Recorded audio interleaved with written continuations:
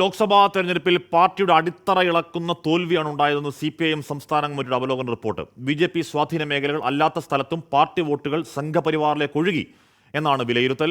മുഖ്യമന്ത്രിക്കെതിരെ ആരോപണം ഉന്നയിച്ചതിന് സംസ്ഥാന നേതൃത്വം വിശദീകരണം തേടിയ തിരുവനന്തപുരം ജില്ലാ കമ്മിറ്റി അംഗം കരമന ഹരി പാർട്ടി വിട്ടേക്കും. പതിവിൽ നിന്നും വ്യത്യസ്തമായി തിരുത്തൽ നടപടി വേണമെന്ന ആവശ്യമുയർന്ന സംസ്ഥാന കമ്മിറ്റിയിൽ ആത്മവിമർശനങ്ങളും ഉണ്ടായിരുന്നു. ലോക്സഭാ തെരഞ്ഞെടുപ്പിൽ പാർട്ടിയുടെ അടിത്തറ ഇളകുന്ന വോട്ട് ചോർച്ചയാണ് ഉണ്ടായതെന്ന് സംസ്ഥാന കമ്മിറ്റി തയ്യാറാക്കിയ അവലോകന റിപ്പോർട്ടിൽ പറയുന്നു.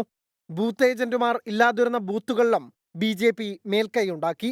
പ്രവർത്തനം കൊണ്ടല്ലാതെ പാർട്ടി വോട്ടുകൾ BJPയിലേക്ക് പോകുകയായിരുന്നുവെന്നത് നേതൃത്വത്തിന് ഞെട്ടലുണ്ടാക്കിയിട്ടുണ്ട്.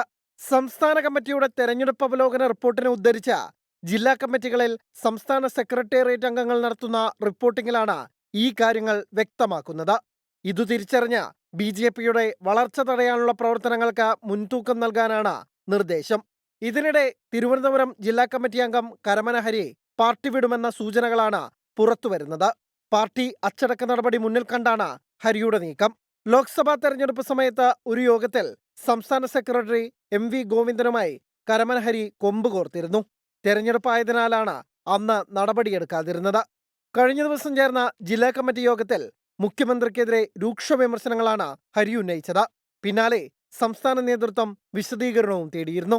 24 തിരുവനന്തപുരം.